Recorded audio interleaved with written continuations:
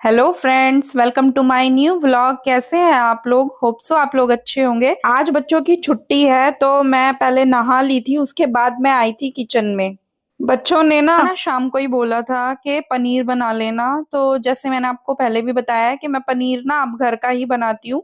बाजार से पनीर लाना मैंने बंद कर दिया है। तो मैंने प्याज और टमाटो का ना कट कर लिया था। पहले मैं इसको इसमें कढ़ाई में डाल के फ्राई करूंगी जिससे ये सॉफ्ट हो जाएंगे, और उसके बाद मैं इसकी बना लूंगी ग्रेवी। खड़े मसाले डालने के बाद मैंने कढ़ाई में प्याज डाली थी, और उसके बाद मैं इसमें नमक, मिर्च और थोड़ी सी हल्दी भी डाल रही हूँ ताकि वो भी अच्छे से प्याज के साथ भुन जाए। जब प्याज थोड़ी हल्की सी ब्राउनिश होने लगी थी, तब मैंने इसमें टमाटो को भी डाल दिया है। अब ये टमाटो और प्याज अच्छे से सॉफ्ट हो गए हैं तो मैं ना इसको ग्राइंड कर लूंगी। ग्राइंड करने के बाद मैंने कढ़ाई को साफ करके फिर से चढ़ा लिया है। इसमें मैंने थोड़ा सा देसी घी डाला है, और अब मैं इसमें डाल रही हूँ ये ग्रेवी। और जब ग्रेवी अच्छे से पक जाएगी उसके बाद मुझे डालना है इसमें पनीर। इस ग्रेवी के अंदर ना मैं थोड़ी फ्रेश मलाई जो मेरी घर की बनी हुई है उसको भी ऐड करूंगी। उससे ना एक रिच सा फ्लेवर सब्जी का आता है। ये ग्रेवी थोड़ी थिक है तो मैं इसमें ना थोड़ा सा पानी भी ऐड कर दूंगी, और ताकि जिससे ये अच्छे से पक भी जाए। अब अगर मैं पानी ऐड नहीं करूंगी तो पकने के बाद ये और ज्यादा थिक हो जाती है। और जैसा कि आप जानते हो ये मेरा नेचर है, मैं हैंड टू हैंड ही ना किचन को भी समेटती रहती हूँ। और वैसे भी मेरा काउंटर टॉप बहुत बड़ा नहीं है, अगर चीजें फैली रहती हैं तो काम करने में भी मुझे परेशानी होती है। अब मैं बच्चों के लिए दूध गर्म कर रही थी क्योंकि अभी तक बच्चों ने दूध नहीं पिया था। और ये साथ ही मैंने दूध का भिगोना भी खाली कर लिया था, और इसको साफ करने के बाद मेरा दूध भी आ गया है। मुझे उसको भी बॉईल होने के लिए रखना है। जब तक ये ग्रेवी पकेगी तब तक मैं पनीर कट कर लूंगी, और उसके बाद मैं बनाऊंगी रोटी। जब तक मैंने पनीर को कट किया तब तक ग्रेवी भी पक गई थी। अब मैं इसमें ऐड कर दूंगी पनीर को।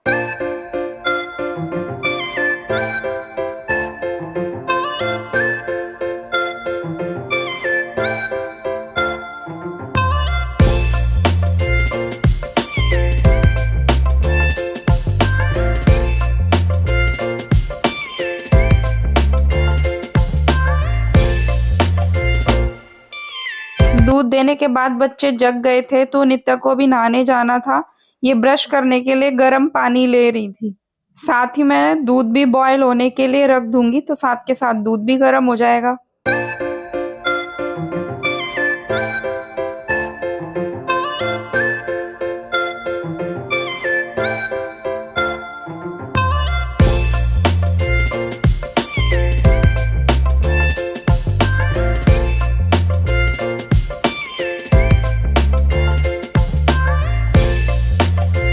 अभी तक सब लोग नहाए नहीं थे तो मेरे पास नाश्ता बनाने में भी काफी टाइम था। तो मैंने सोचा तब तक बेडशीट वगैरह झाड़ लेती हूँ, रूम थोड़ा ठीक कर लेती हूँ, उसके बाद झाड़ू पोछे का काम ही रह जाएगा। डस्टिंग भी मेरी हो गई तो अब मैं झाड़ू लगाने लगी, क्योंकि पर मेरे पास अभी भी टाइम था, अभी भी सब लोग नहा के नहीं आए थे। तो मैंने कहा चलो जी फटाफट से झाड़ू भी निपटा लेती हूँ, फिर एक पोछे का काम ही रहता है, वो तो मैं बाद में भी कर लूंगी। अब मैं झाड़ू लगाने के बाद ना थोड़ा चीजें भी सिमट जाती है, घर भी साफ सुथरा सा लगने लगता है। तो उसके बाद ना सिर्फ पोछा रह जाता है, तो फिर मैं अब खाना वाने का काम खत्म करने के बाद ही पोछा लगाऊंगी, क्योंकि उसके बाद ना पूरा दिन फिर घर साफ ही पड़ा रहता है। अब मैं झाड़ू लगाने के बाद आ गई हूँ किचन में। अब सब लोग नाश्ते के लिए रेडी बैठे थे कि अब चलो जी हमें नाश्ता कराओ। हालांकि काफी टाइम हो गया था, लगभग 11 साढ़े 11 बज गए थे इन सब का वेट करते करते कि सब लोग खाने के लिए बैठेंगे और मैं रोटियां सेकूंगी। सारे काम तो मेरे हो ही गए थे ऑलमोस्ट वेट करते करते। जिस दिन बच्चों की छुट्टी होती है ना उस दिन बड़े भी बड़ा रिलैक्स हो जाते हैं। और सबसे बड़ी समस्या होती है हम जैसों के लिए, क्योंकि हमारे काम ना बीच में अटके रहते हैं। जब तक सब लोग खाते पीते नहीं है किचन का काम एज इट इज पड़ा रहता है, और जब तक किचन का काम खत्म नहीं होता तब तक घर की साफ सफाई भी नहीं दिखती। अगर सब लोग समय से नाश्ता कर लेते हैं ना तो फिर हमें घर का काम समय से करने का मतलब हमारा सारा घर का काम समय से हो जाता है। पर जब सब लोग टाइम से नाश्ता नहीं करते ना तो फिर सारा दिन गड़बड़ हो जाता है, क्योंकि फिर काफी लेट हो जाता है काम खत्म करते करते।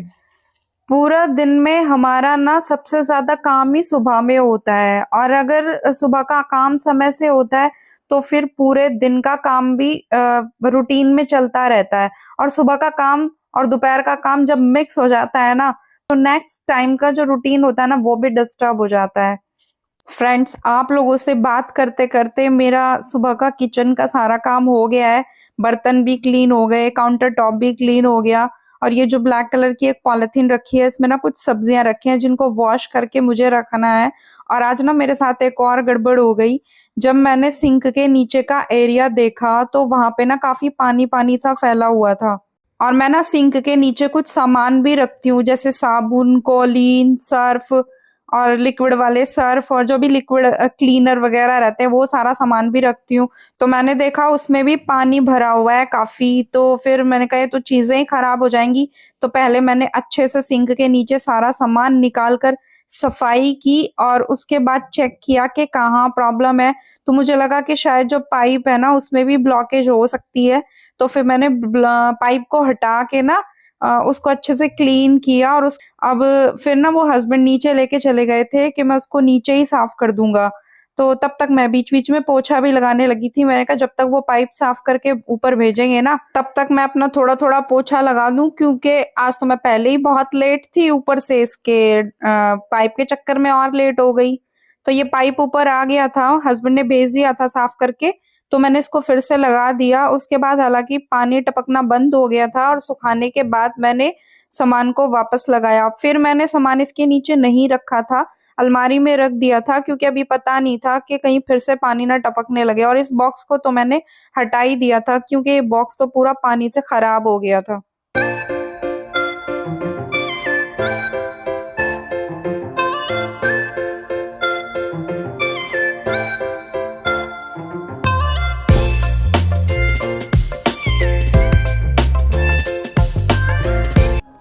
तो फ्रेंड्स, घर का सारा काम खत्म हो चुका है, नाश्ता वगैरह भी हो चुका है सबका, और काम खत्म करते करते बज गया है एक बार की मशीन मैंने सुबह लगाई थी क्योंकि कल बारिश हो रही थी,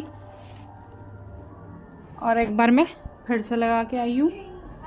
और सब्ज़ी मैंने सुबह ही शाही पनीर बनाया था, वो रखी है। अब देखती हूँ मुझे क्या बनाना है। तो अगर आज की वीडियो आपको पसंद आई हो तो वीडियो को लाइक करें, शेयर करें, और हाँ, अगर अभी तक आपने मेरे चैनल को सब्सक्राइब नहीं किया है तो मेरे चैनल को सब्सक्राइब करें। और मिलते हैं हम नेक्स्ट वीडियो में, तब तक के लिए bye bye. Bye bye friends.